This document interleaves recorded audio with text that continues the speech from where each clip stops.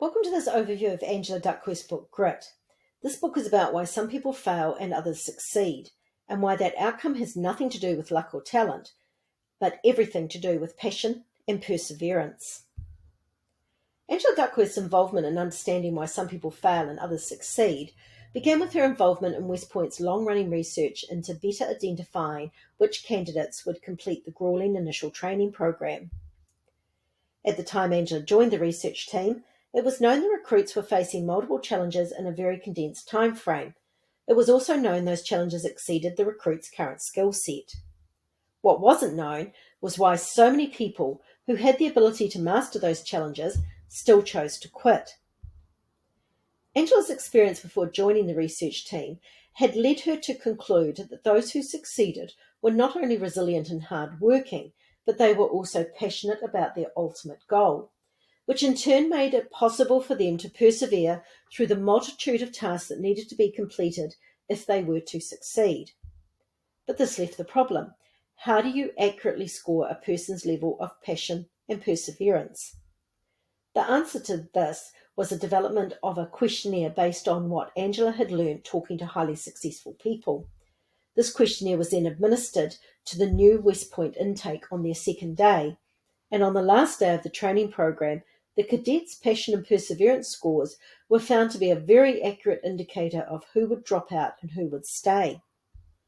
But what about in other settings? Would the same apply? Angela's testing confirmed the answer was yes. When all else is equal, a person's passion and perseverance scores are a very accurate indicator of who will succeed. Angela first became aware that talent doesn't necessarily equal success when she was teaching maths to 12 and 13-year-olds, especially as at that time the thinking was you're either a math person or you're not. But Angela found this wasn't true. The students who initially struggled but persevered were getting better results than those who quickly picked up the concepts. This then turned Angela's thinking to how could effort be supported so it was sustained long after others had given up. As part of this research, Angela read a study on swimmers by sociologist Dan Shablis.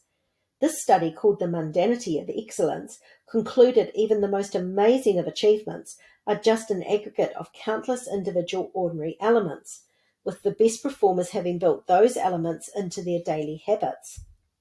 But the most important factor is the effort to accomplish great things is focused.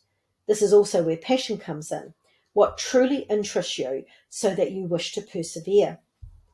This is not to say we can only have one thing in our lives. More, we persevere on the things that interest us and either just do what we need to do in other areas or allow others to take care of them.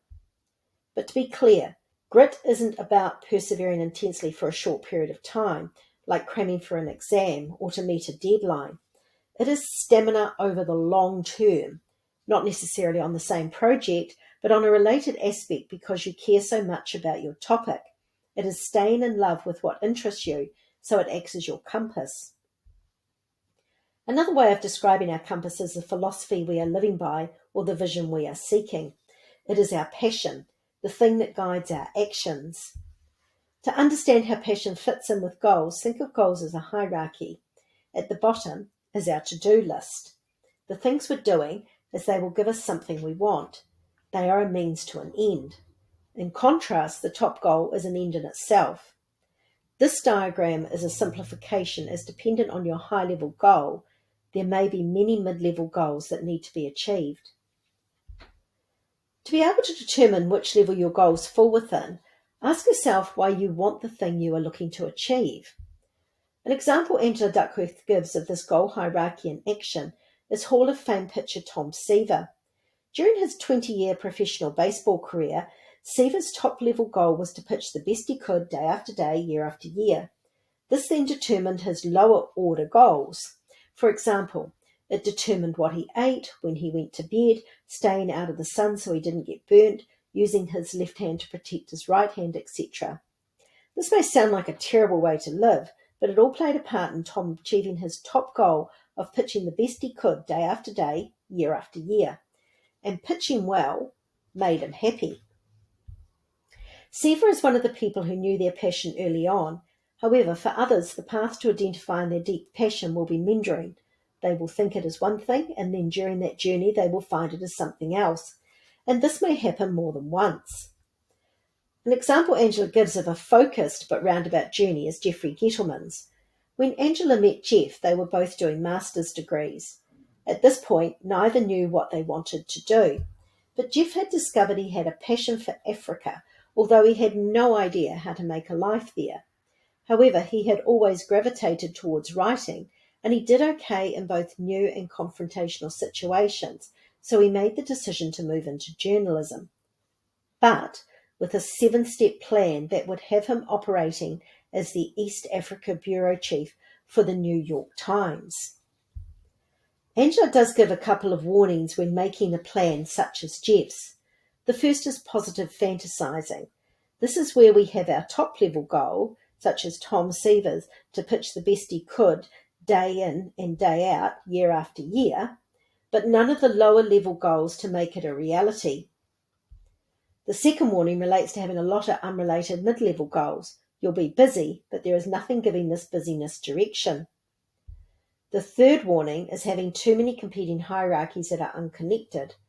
We'll naturally have some competing hierarchies, such as the kind of partner we want to be, the kind of parent, the kind of career, etc. So this warning is to define the things most important to us and to focus on these.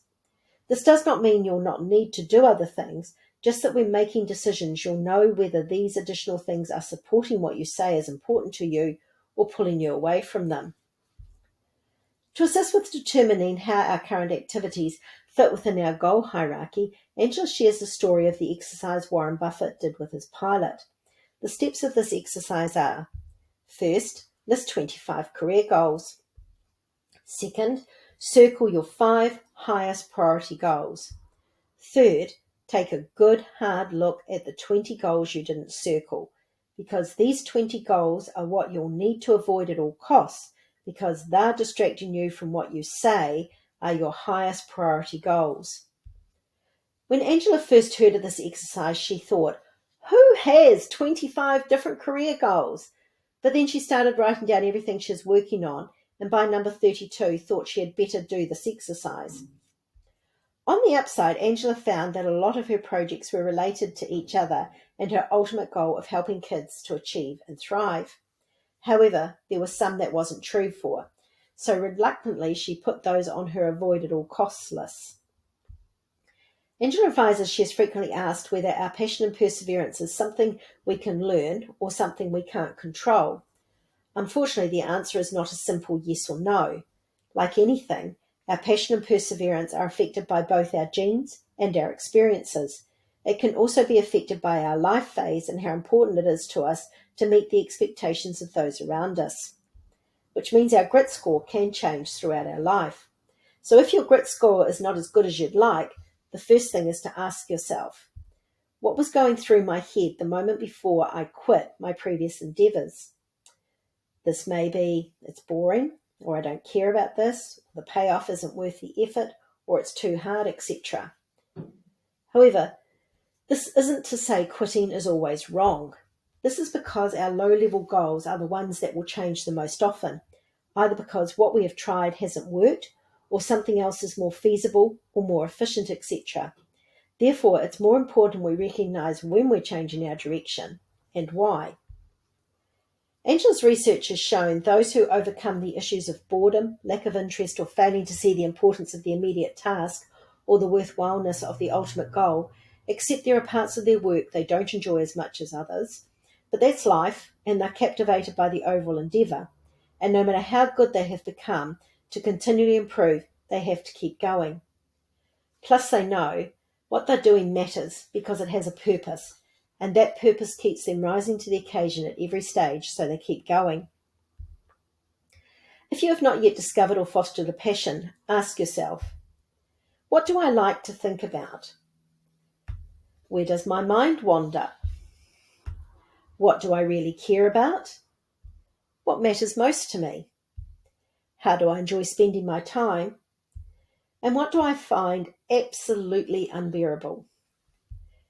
If nothing immediately comes to mind, think back over your life, your jobs, your holidays, your hobbies, friends and family, etc. to jog your memory. And if you're still unsure, experiment. However, once you know your passion, perseverance is not just logging hours. It is time spent on focused action that takes you closer to your top level goal. It is quality over quantity. It is building quality habits.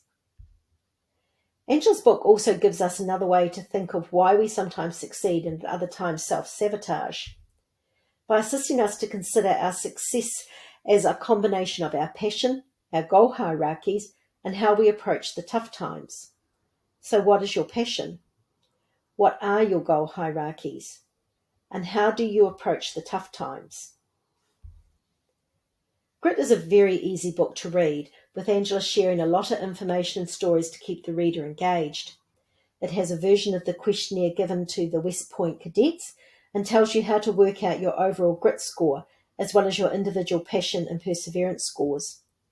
I highly recommend this book for those who would like to know their own grit score or are interested in understanding more about why Angela's research has identified talent or luck aren't as important as passion and perseverance when it comes to succeeding.